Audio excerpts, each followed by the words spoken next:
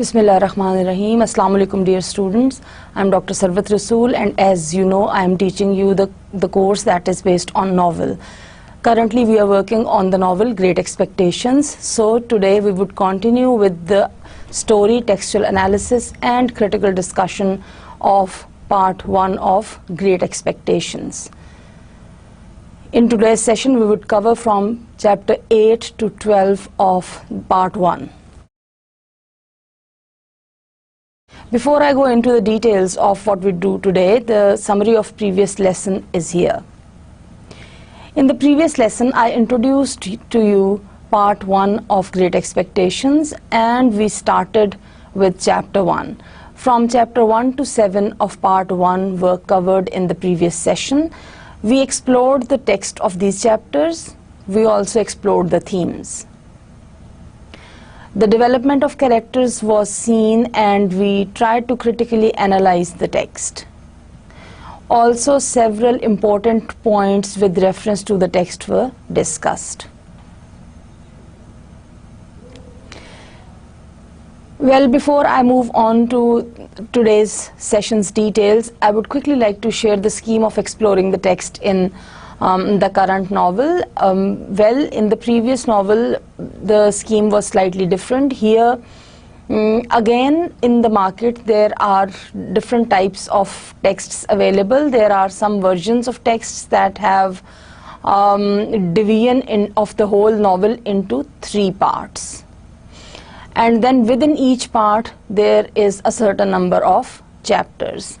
The total number of chapters of Great Expectations is 59.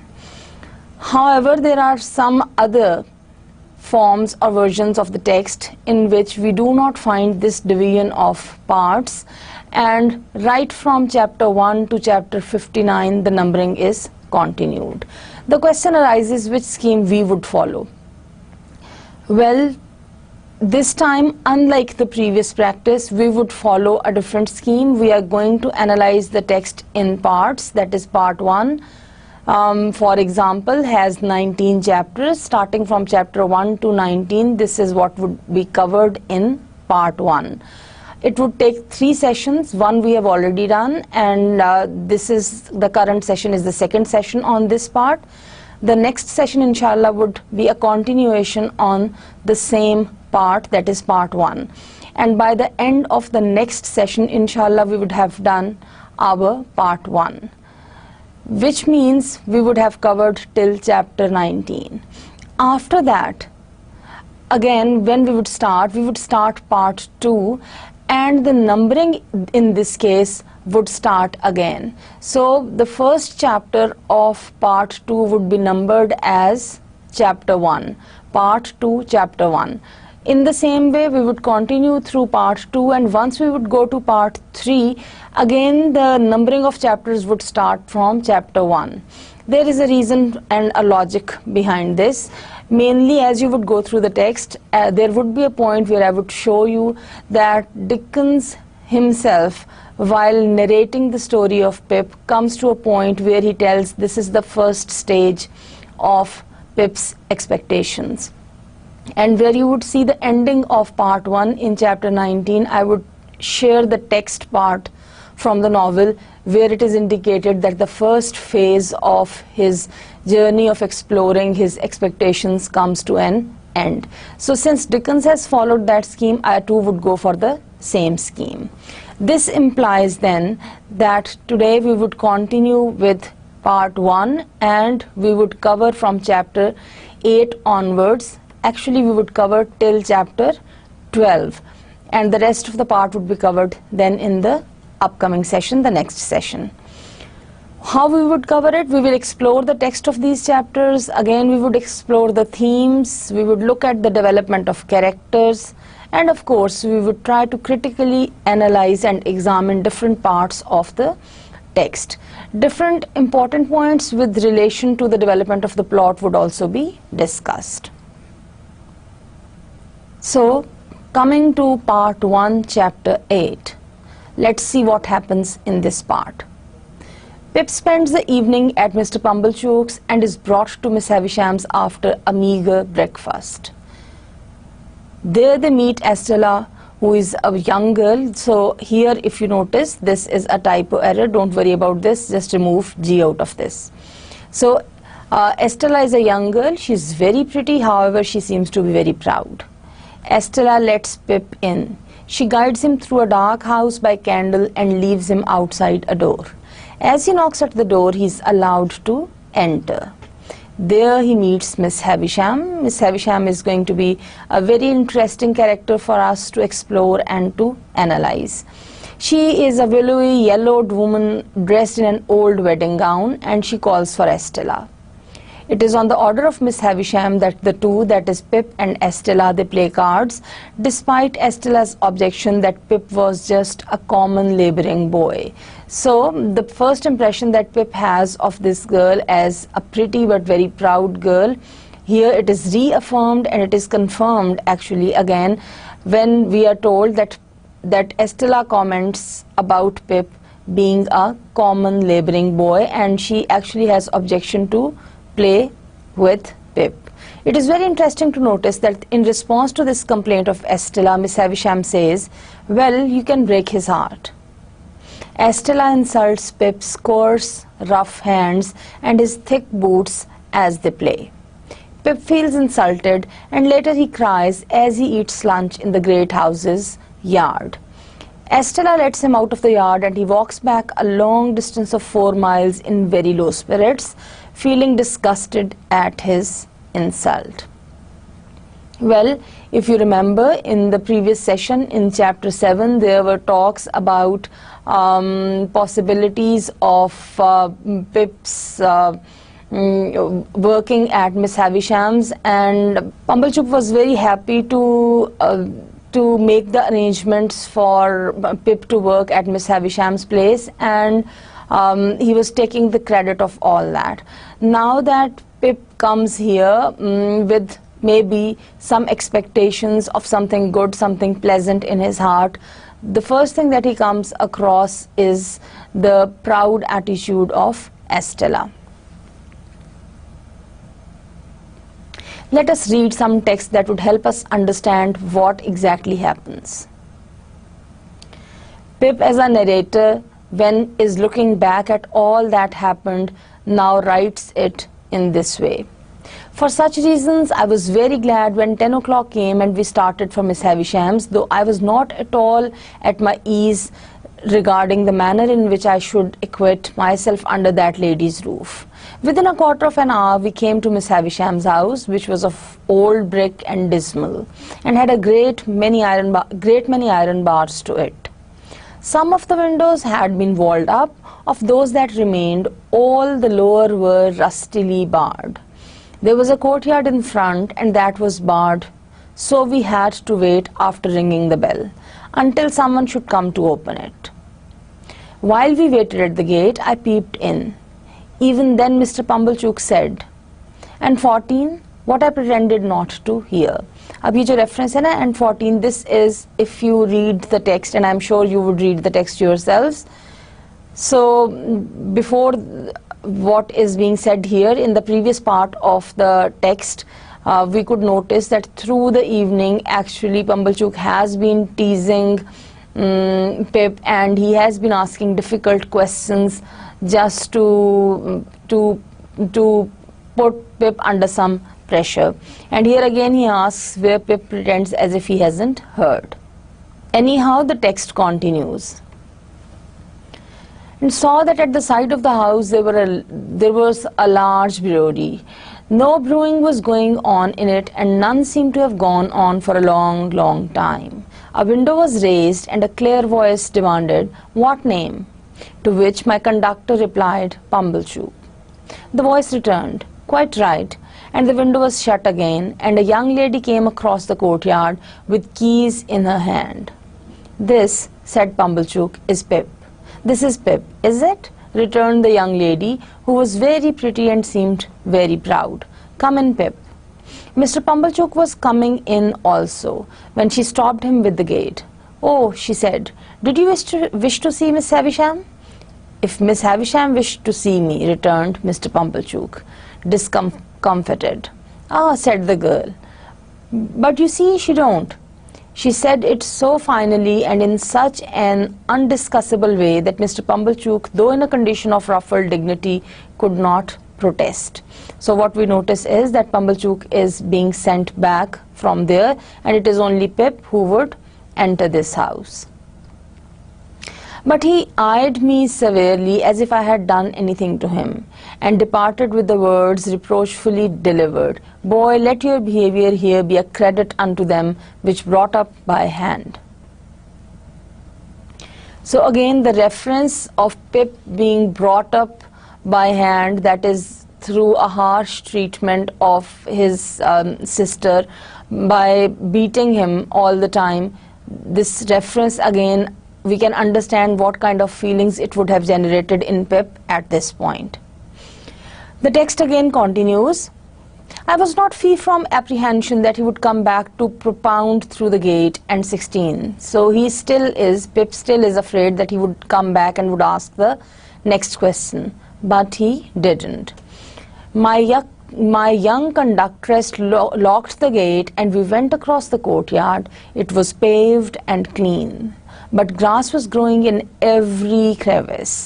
The brewery buildings had a little lane of communication with it, and the wooden gates of that lane stood open, and all the brewery beyond stood open away to the high enclosing wall, and all was empty and disused." The kind of environment we see outside before entering the house, it is quite symbolic, and it suggests, it actually foreshadows what kind of things, what kind of environment and what kind of attitude Pip would have to come across as he would enter the house. The cold wind seemed to blow colder there than outside the gate, and it made a shrill noise in howling in and out at the open sides of the brewery, like the noise of wind in the rigging of a ship at sea. She saw me looking at it, and she said, "You could drink without hurt all the strong beers that's brewed there now, boy." "I should think I could, miss," said I in a shy way.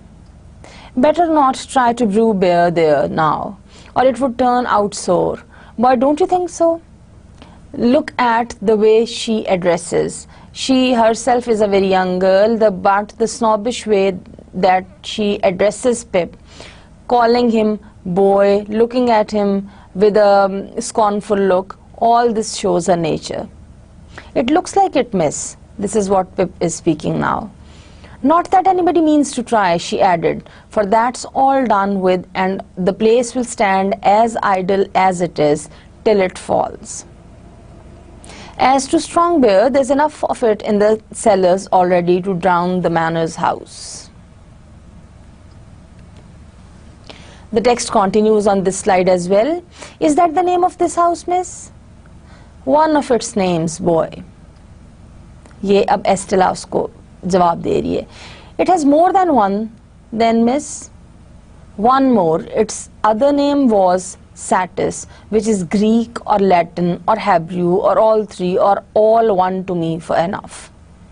"Enough house?" said I. "That's a curious name, miss." "Yes," she replied, "but it meant more than it said. It meant when it was given that whoever had this house could want nothing else. They must have been easily satisfied in those days, I should think, but don't loiter, boy." Though she called me boy so often and with a carelessness that was far from complimentary, she was of about my own age. She seemed much older than I, of course, being a girl and beautiful and self-possessed, and she was as scornful of me as if she had been 21 and a queen.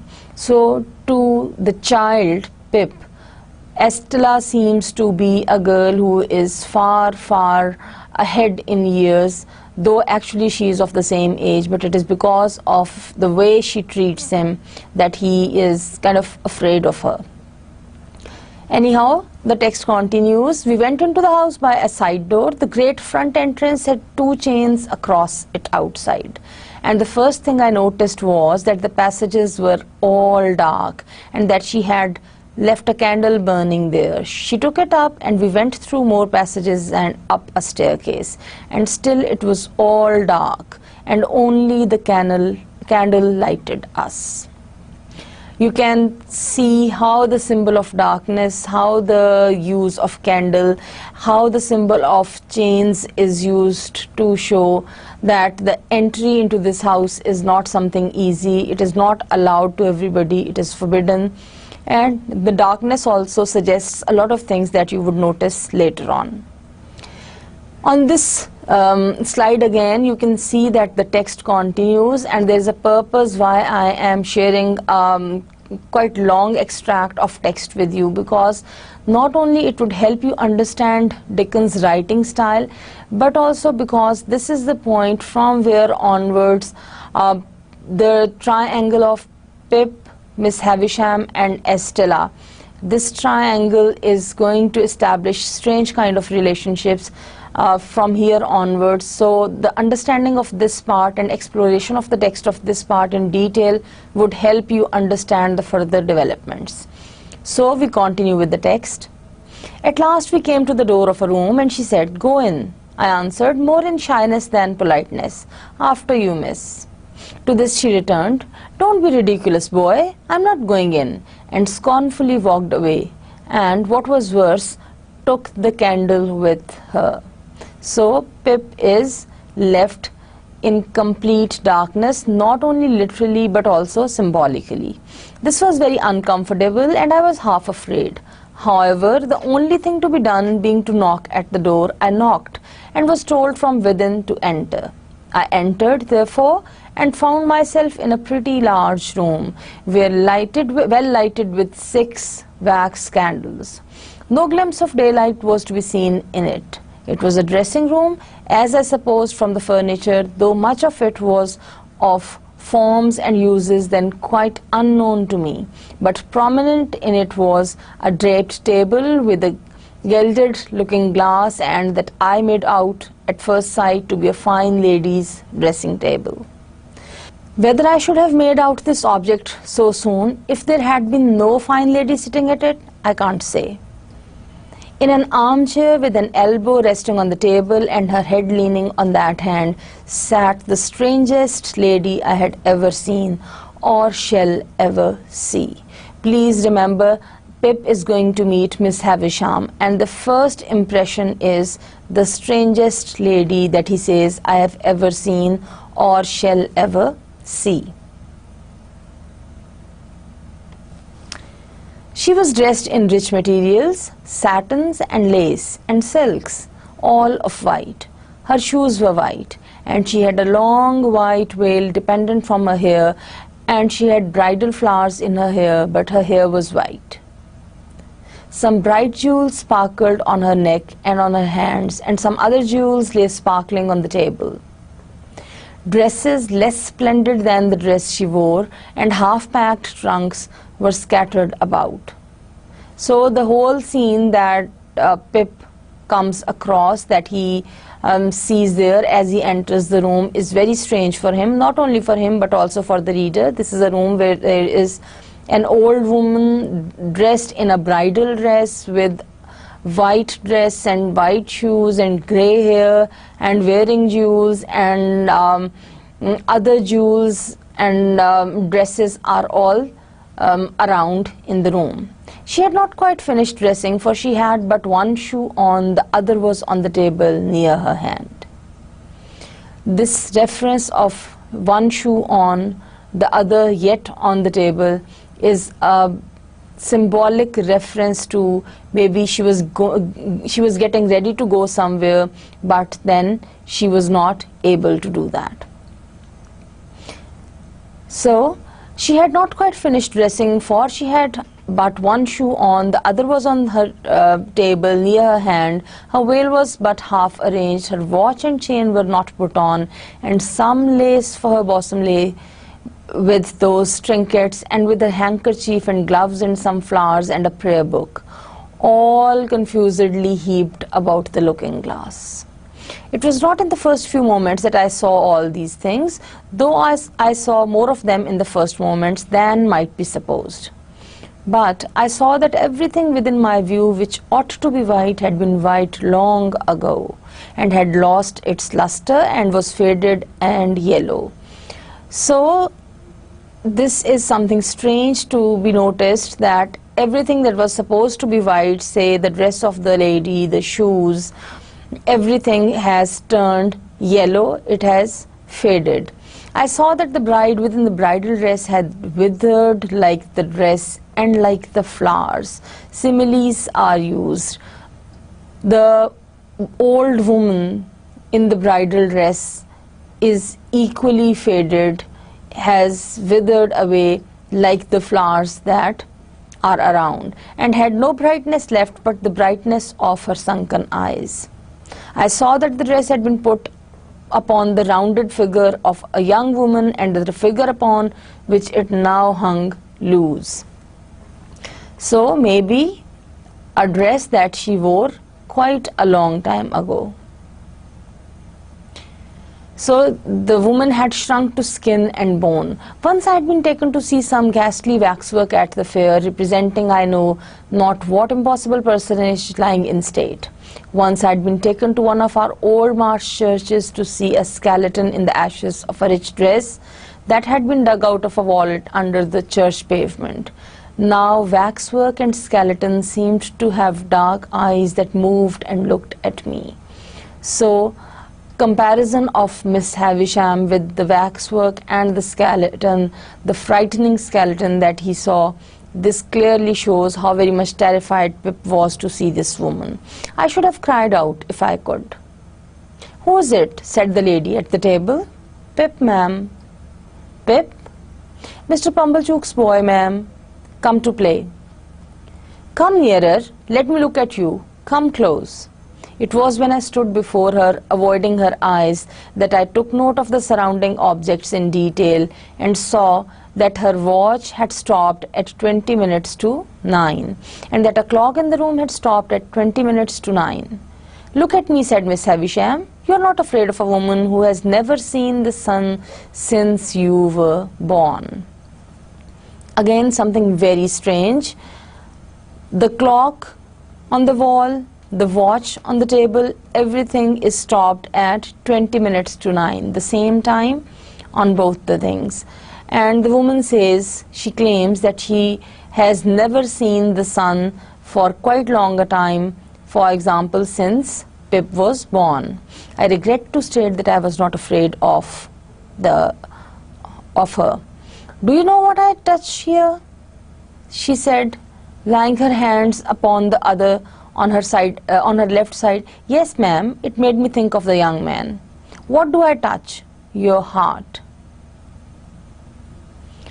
Broken. She uttered the word with an eager look and with strong emphasis and with a weird smile that had a kind of boast in it. Afterwards, she kept her hands there for a little while and slowly took them away as if they were heavy, telling the enormous lie comprehended in the answer, "No." So we have read a long extract from the text, and I have already explained a few things while going through the text.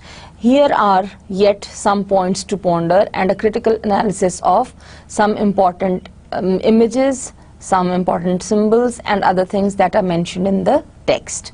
As far as the use of imagery and symbols by Dickens is concerned, I would say Dickens' use of strong imagery and symbols can be noticed in the text that you have read here that with me, and it is evident throughout the chapter.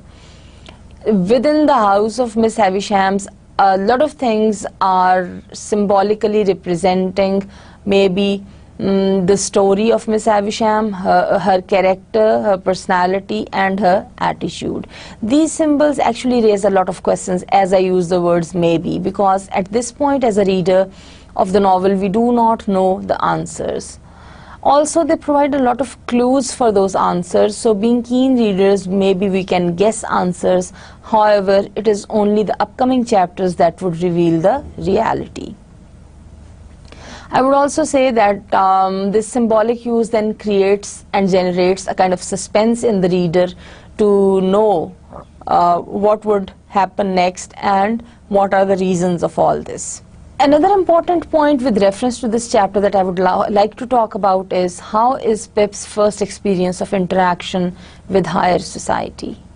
Well, Pip, who works at, who lives at, who has spent all the years of his life so far at Joe's place, where Joe works on the forge, and Pip has not seen anything else but the graveyard and the marshes and the poor house of Joe and the forge. Now that he comes to Miss Havisham's house, maybe he has some expectations of experiencing something that is pleasant, something that is of more value, and of course he has the expectation of some good interaction with higher society. However, the experience of this interaction with the higher society does not fulfill his expectations, and what we notice about this experience is that it is bitter. It is a bitter experience. It leaves him ashamed, because what you notice towards the end of the chapter is that when he leaves, he is very bitter, and as he has to walk 4 miles back home, this physical journey of going back home not only shows the torture that he has to bear of walking long way back, but also it shows the tormented spirit and mind, and how he is ashamed of whatsoever has happened there. He is embarrassed, he is angry. So kind of a mixture of an amalgamation of a lot of feelings, but all the feelings are of negativity. What is his status there when he is at Miss Havisham's place?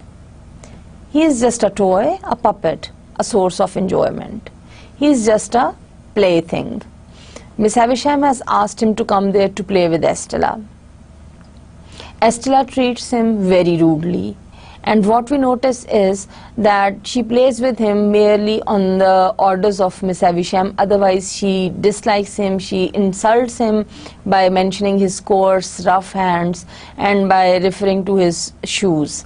Torn between being insulted and his attraction to Estella, Pip feels what? This is another important thing for us to think about.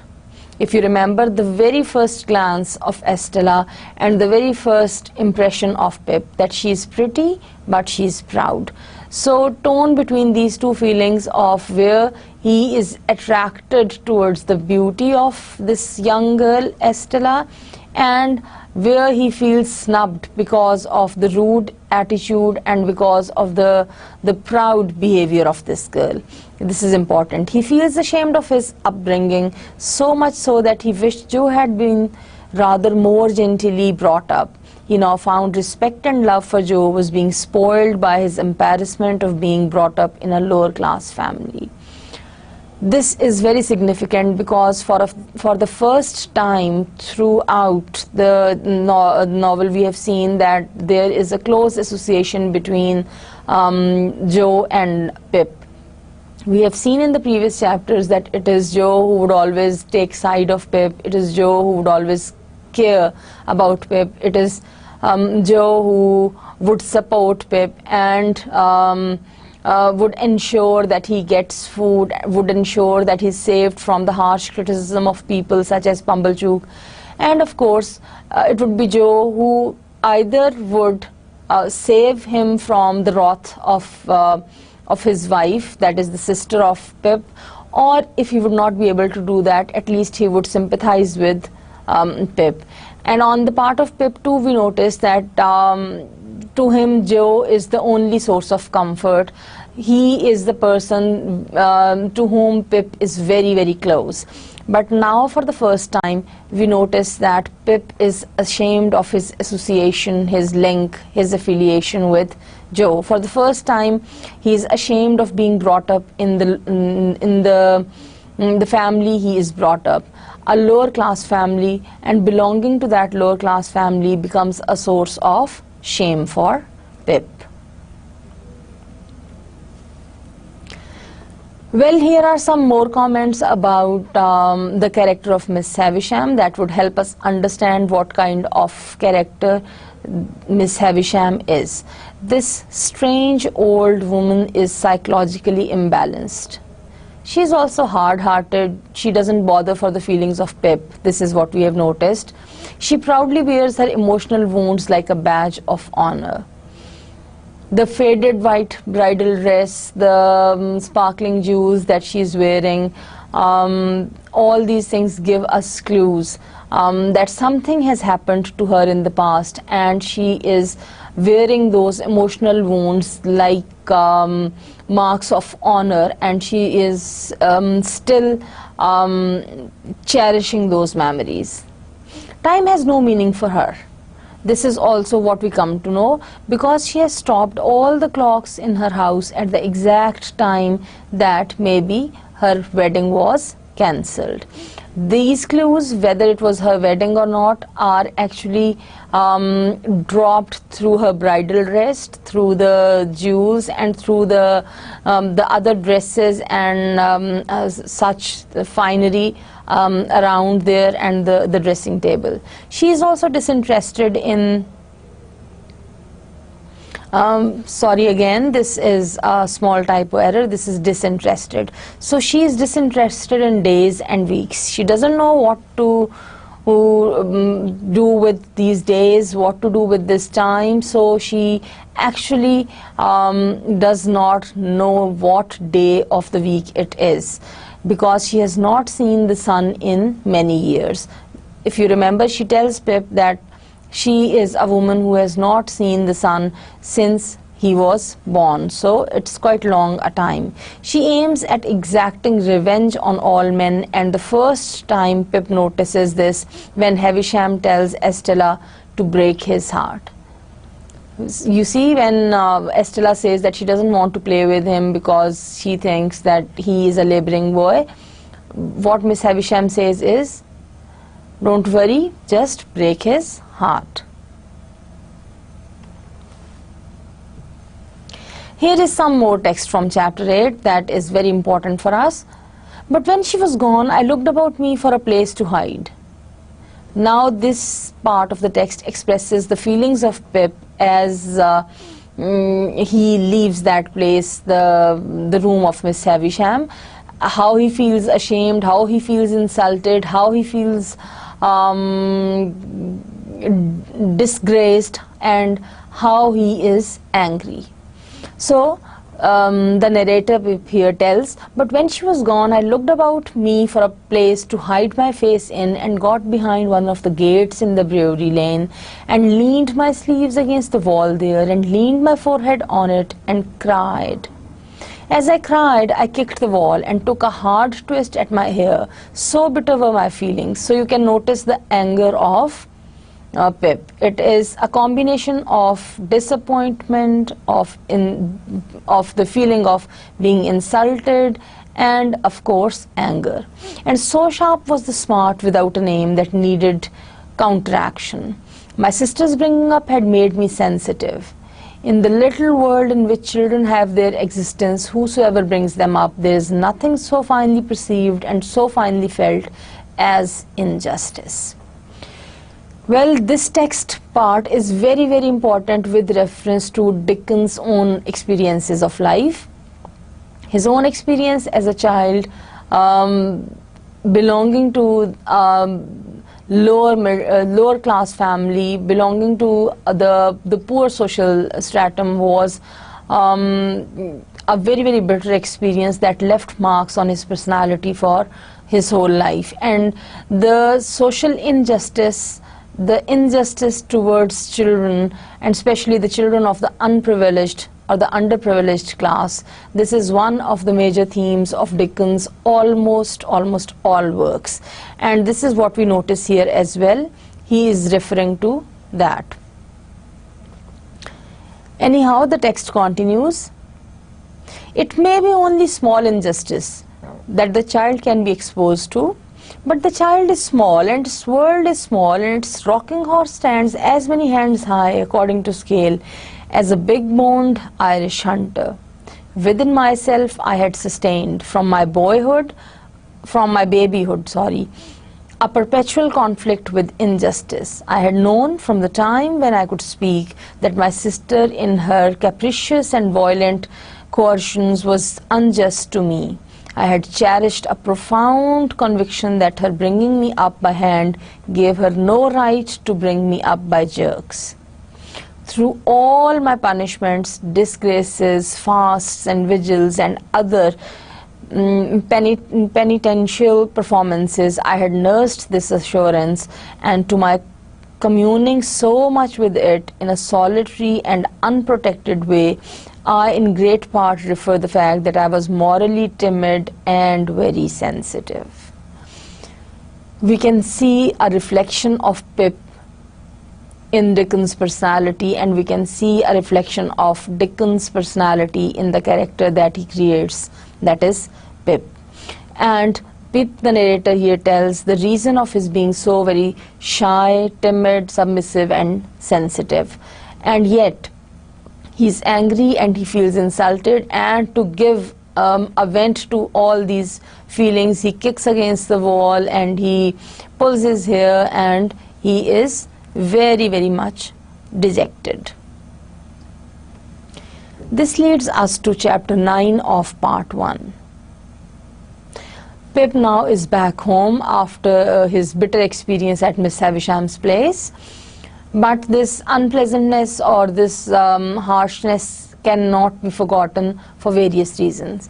One is that people, that is Mrs. Joe especially and Mr. Pumblechook, they keep on asking Pip about all this experience. Pip is forced to talk about his day to Mrs. Joe and Mr. Pumblechook. His sister is eager to know everything that happened, and when he does not answer, she beats him by pounding him on the head and shoving his face into the wall. Pip does not feel they will understand even if he tells them what he saw, and he does not want to expose Miss Havisham to their criticisms. Notice what we have been told in chapter 8, Pip as a sensitive boy. This is one of the evidences of Pip being a sensitive boy. He does not want to tell all this for two reasons. Though he is a very young child, he understands this clearly, that if he tells all this to them, they would not be able to understand his feelings, firstly, and secondly, he does not want them to criticize Miss Havisham. Finally, he makes up lies about black coaches, cake and wine on gold plates, and waving flags and swords. So, by using his imagination, he creates strange stories that he tells them, and he tries to satisfy them with these strange stories. Later, Pip tells Joe the truth. Why? Because he feels guilty. So, in order to get rid of that guilt, he tells Joe what actually he saw there. And he also confesses that he is embarrassed about being a commoner because of his attraction to Estella. Again, the comfort comes from Joe, and Pip tells him the whole story. Joe reassures him that he is not common. He is uncommon small and an uncommon scholar. Referring to Pip's lies, he adds, if you can't get to be uncommon through going straight, you'll never get to do it through going crooked. The whole moral philosophy of Dickens, I think, is presented in this one sentence where he says, if you can't get to be uncommon here, actually this is the pronunciation of uncommon that Joe used, and this shows that he is illiterate and belongs to the poor class. So he says, if you can't go to be uncommon through going straight, you'll never get to do it through going crooked. Well, with reference to this chapter, there are some important points to ponder, and here is a critical analysis of this chapter. The first thing that we need to notice is Pip's concern over being commoner. For the first time, we notice that Pip is ashamed of being a common man, a common boy, belonging to a poor family, and for the first time, we feel that he has a desire not to belong to all this. And in response to this, Joe's right analysis of it is to be seen.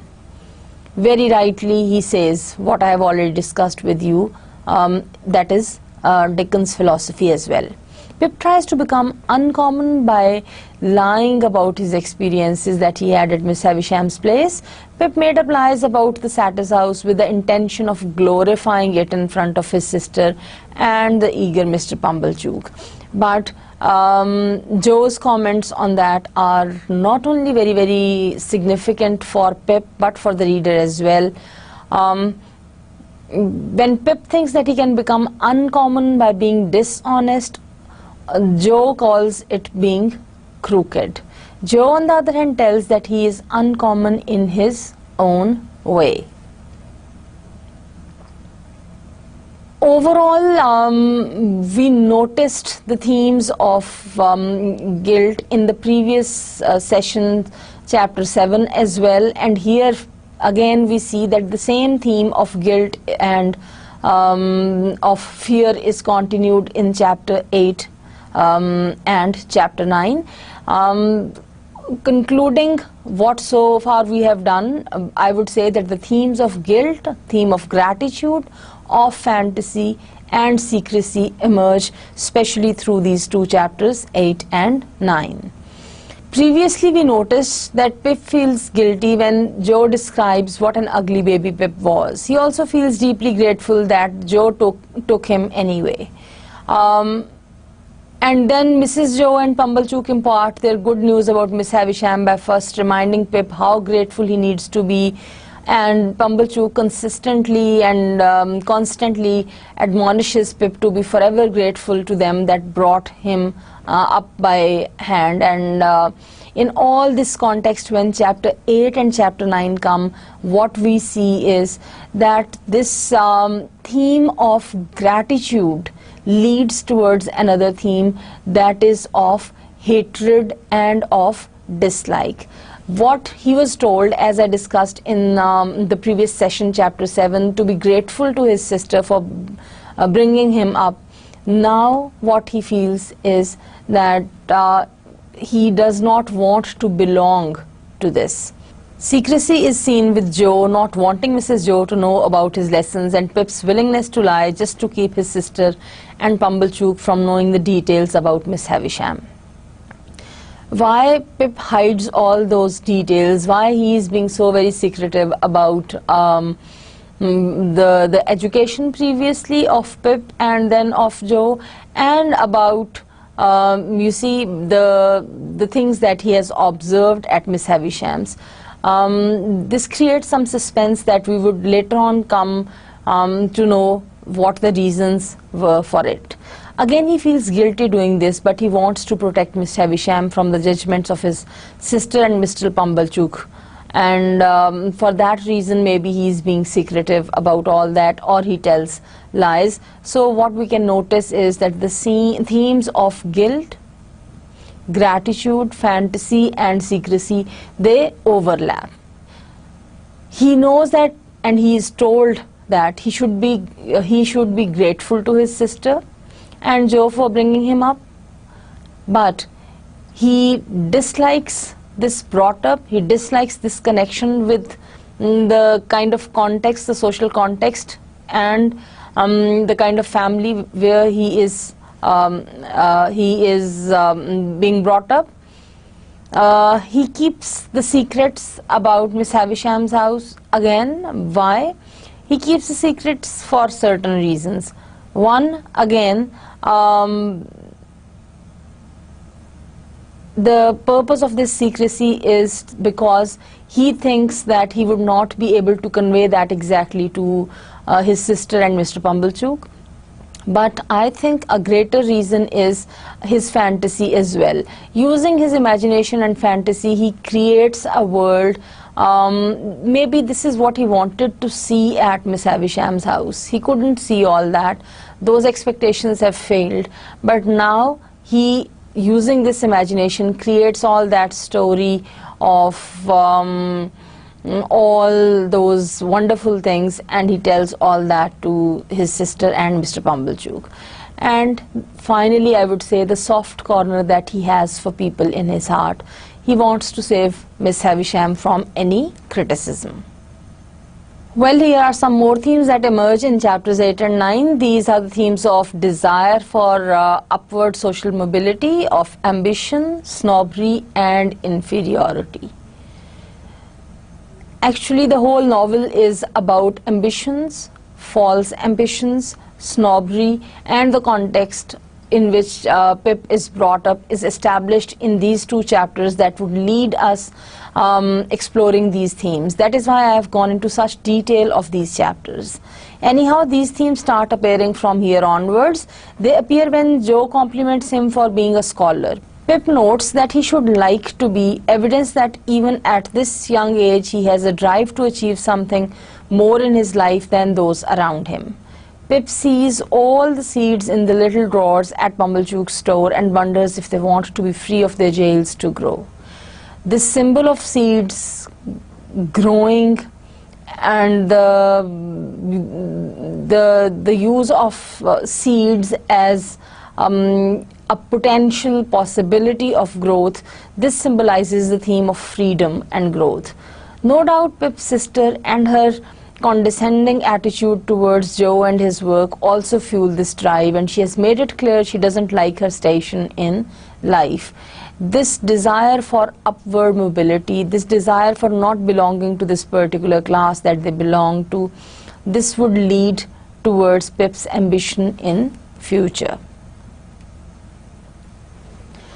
I think it would not be out of context if I just throw some light on the relationship of Mr. and Mrs. Joe at this point, because it would later on help us understand what happens to Pip, how he reacts to that, and his relationship to these two persons. Joe is a loyal man, he's kind-hearted, he's genuinely good. He calls his wife a fine figure of a woman and a mastermind. When Pip tries to pick a fight with him on these counts, Joe stops it with a fixed look and a firm word by saying that he knows where to be strong enough. He is also very astute and aware. Mrs. Joe likes governing the house and he recognizes his skills in this regard. Knowing she'll be threatened if he starts to become educated, he insists on keeping his lessons with Pip a secret. So Joe understands Mrs. Joe very well. He gives her space that she wants to have. He gives her the kind of power to govern that she wants to have. This shows the kindness of Joe, his level of maturity and his understanding of his wife. When it comes to Mrs. Joe, however, we still have a lot of questions because her treatment of Pip is anyhow very bitter and harsh. This leads us to chapter 10 of part 1.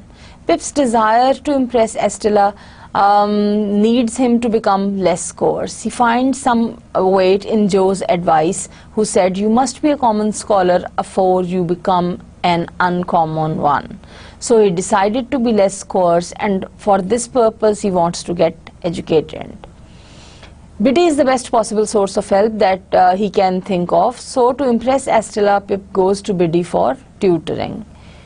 Pip simply wants to be uncommon and wants to be less coarse so that he can be acceptable for Estella. So far, we don't see any other reason or any other motivation for Pip as such to be uncommon. He asks Biddy at the small school to help him get educated. Mr. Wopsel's great aunt's school is little more than a play school, and Pip understands it will be hard to concentrate on some actual learning there.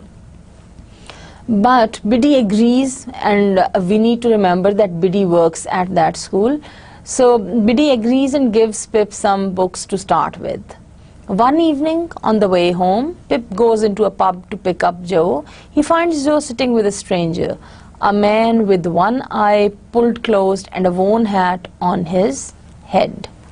Again, we as reader become curious about this man. The strange man asks Joe all kinds of personal questions, some about Pip's relation to him, the whole time staring at Pip. Pip starts feeling uncomfortable. I think that is very, very natural on part of Pip. At one point, the man stirs his drink with Joe's file, the file Pip's told to give to the convict. Pip knows the man he has been sent by his convict and is terrified that his secret will be revealed. So the theme of secrecy you can see continuing here. But as Joe and Pip depart, the stranger hands Pip a coin wrapped in paper. When they get home, Pip is surprised to see that the paper is actually a £2 note. Thinking that it was a mistake, though Pip knows somehow, inwardly he knows, intuitively he knows that it was not a mistake, it was something conscious. Anyhow, Joe runs back to the pub to give it back, but by the time he reaches there, he knows that he is late and the man is gone. Dear students, here we have some text from this chapter that would help you understand what happens with reference to this strange man who comes there and what are the reactions or the fears and apprehensions of Pip in this regard. Pip, the narrator, says, "He was a secret-looking man whom I had never seen before. His head was all on one side and one of his eyes was half shut up, as if he were taking aim at something with an invisible gun. He had a pipe in his mouth and he took it out, and after slowly blowing all his smoke away and looking hard at me all the time, nodded. So I nodded, and then he nodded again and made room on the settle beside him that I might sit down there.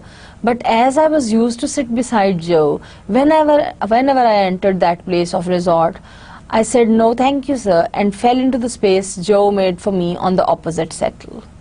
The strange man, after glancing at Joe and seeing that his attention was otherwise engaged, nodded to me again when I had taken my seat, and then rubbed his leg in a very odd way, as it struck me." This particular reference to this strange man rubbing his leg reminds not only Pip of the convict, but also of reminding of this convict to the reader as well, who had some iron rod on his leg, and it was Pip who provided him the file to cut it. The text anyhow continues, "He stirred his rum and water pointedly at me, and he tasted his rum and water pointedly at me, and he stirred it and tasted it, not with the spoon that was brought to him, but with a file." So Pip, the child, immediately notices which file it is. It is the file that was stolen by him from Joe's forge, and it was given to the convict. So basically what happens, Pip understands that this man is sent by the convict whom he helped. He did this so that nobody but I saw the file, and when he had done it, he wiped the file and put it in a breast pocket. I knew it to be Joe's file, and I knew that he knew my convict the moment I saw the instrument.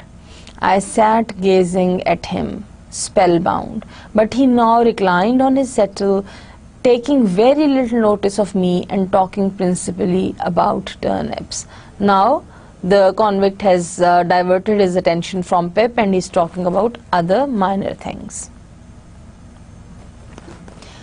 When we look at this chapter critically, there are some points to ponder. First of all, I would say it is ironic that Pip, who is excited at the beginning of the chapter by the prospect of educating himself to become uncommon, is reminded of his common and low status through the entry of the convict on the scene. This push and pull of the forces you would continuously, as readers notice, you would notice throughout the novel. Whenever Pip would try to move forward, these forces would be pushing him back, and bearing this pressure of the push and pull, we would see Pip going through life. This conflict is found affecting his dreams as he goes to sleep. He is indeed bothered by the fact that it is uncommon to be on secret terms of conspiracy with convicts. Dickens has played around the term uncommon throughout this chapter. As I have already said, that the theme of guilt and the theme of secrecy runs through many of the chapters of part 1. So here again we have noticed that Pip feels guilty when he notices that file that the convict is using to stir his drink.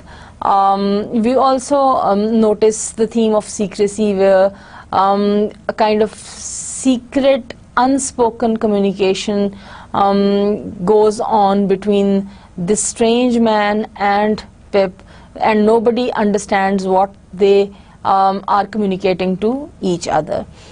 Another theme that I would like to point out here is of mystery. The man clearly knew something about Pip assisting the convict and wanted Pip to know that he did. How he knows remains a mystery. ये अब हमें नहीं पता है कि उसको कैसे पता है. This would lead towards a lot of mysteries that Pip would come across in the upcoming chapters, and we would notice that it would take a long time for Pip to discover all this. This leads us to chapter 11 of part 1. Let's quickly see what happens in chapter 11 of this part. After some days, Pip returns to Miss Havisham's house. This time the house seems full of people waiting to see her, but she sees him first. She asks Pip to walk her from her bedroom to the wedding feast room.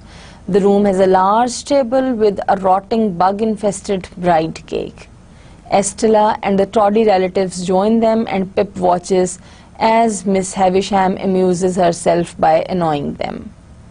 Food and the cake are years old, untouched except by a vast array of rats, beetles and spiders which crawl freely through the room. As far as the guests are concerned, there are four guests brought in. We see Sarah Pocket, a vicious dry brown corrugated woman, Georginia, the grave lady. We also see as a guest Camilla, an old melodramatic woman, and her husband, namely cousin Raymond.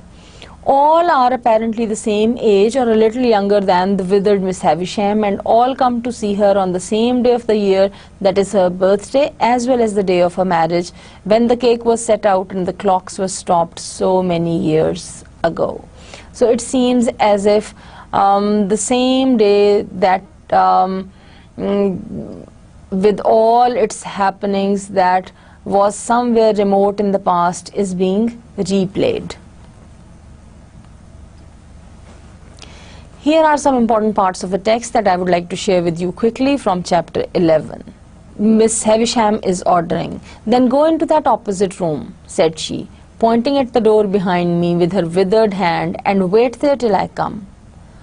And Pip the narrator says, "I crossed the staircase landing and entered the room she indicated. From that room too, the daylight was completely excluded, and it had an airless smell that was oppressive. A fire had been lately kindled in the damp, old-fashioned grate, and it was more disposed to go out than to burn up, and the reluctant smoke which hung in the room seemed colder than the clearer air, like our own marsh mist. Certain wintry branches of candles on the high chimney piece faintly lighted the chamber, or it would be more expressive to say faintly troubled its darkness." So we can notice the darkness that is used as a symbol here. Things are not clearly shown. There are a lot of ambiguities. "It was spacious, and I dare say had once been handsome, but very discernible thing in it was covered with dust." So every discernible thing in it was covered with dust. This is very, very significant. It means things have not been touched upon for a long time. There is dust and mold and dropping the pieces. So the process of degeneration, the process of falling, the process of decay has started.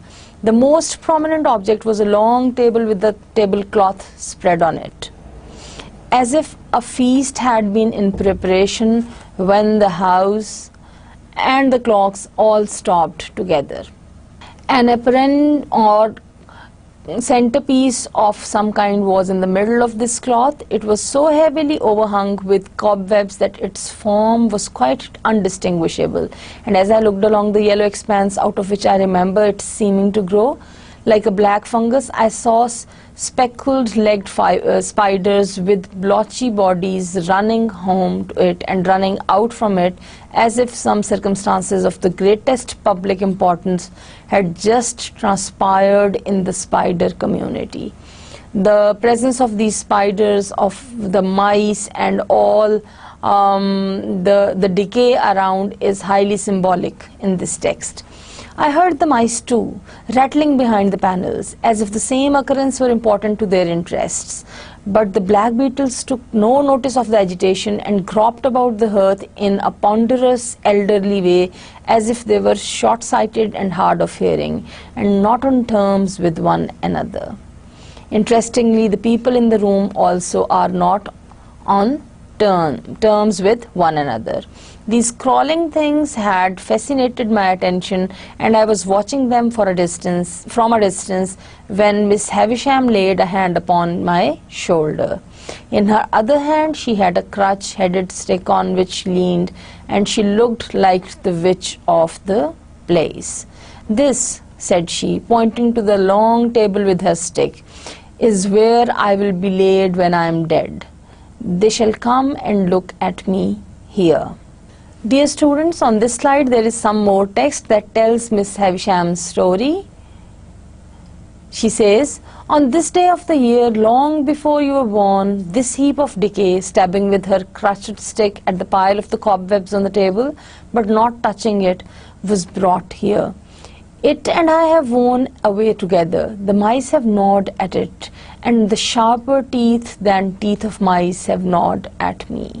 So Miss Havisham tells the story of her destruction, of her decay, and what she says is that the things that have been gnawed upon, that have been bitten and eaten by mice that are just running around, in the same way the sharper teeth, maybe the teeth of time, they have gnawed at her, they have eaten her up.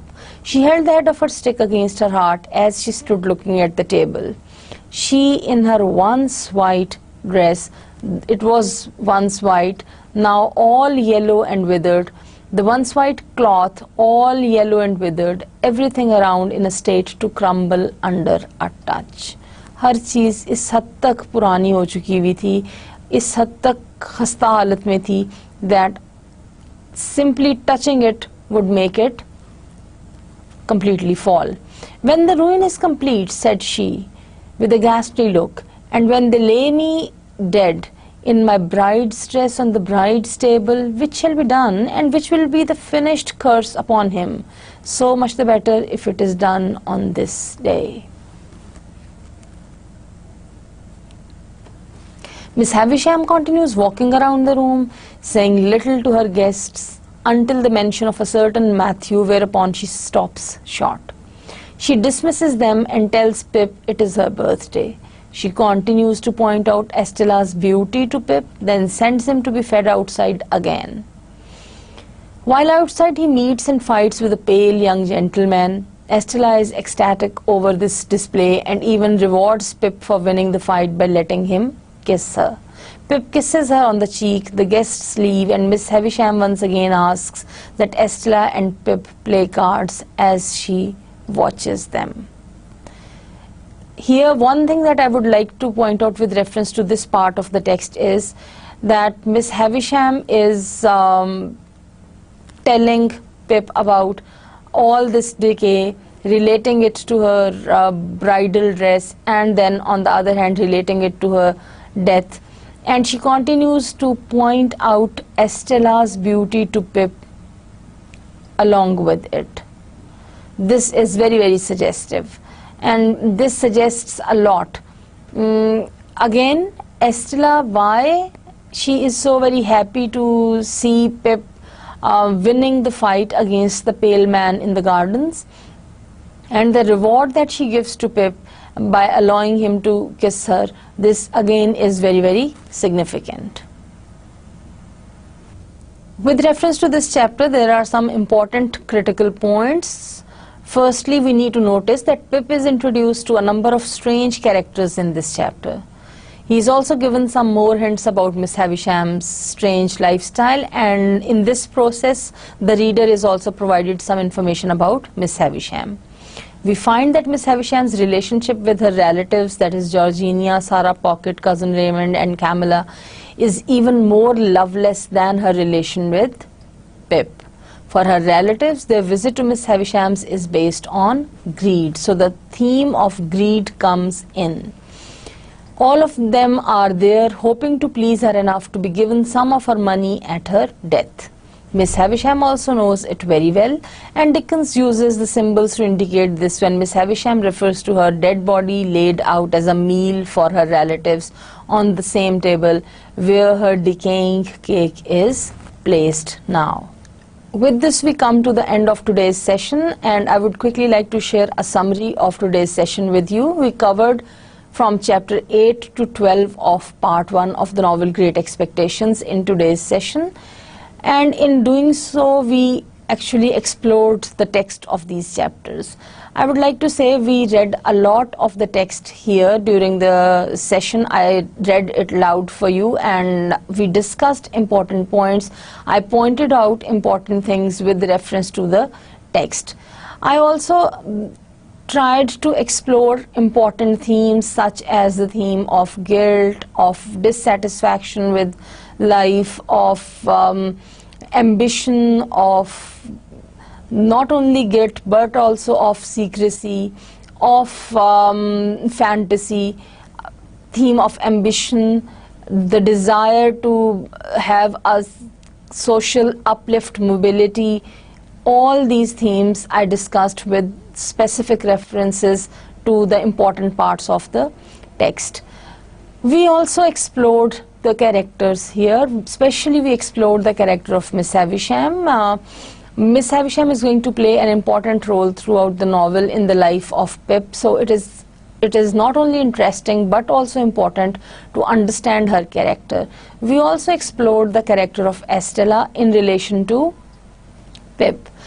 Another analysis of characters was done, that was of the relationship of Joe and Mrs. Joe, because they are the only relatives of Pip that we would see playing very, very important role in his life in the upcoming chapters. We critically analyzed the selected parts of the text and discussed other important related points, and we saw how there was the development of the plot and how the story is moving forward. In the next session, inshallah ta'ala, we would continue again with part 1 and we would start from chapter 13 onwards.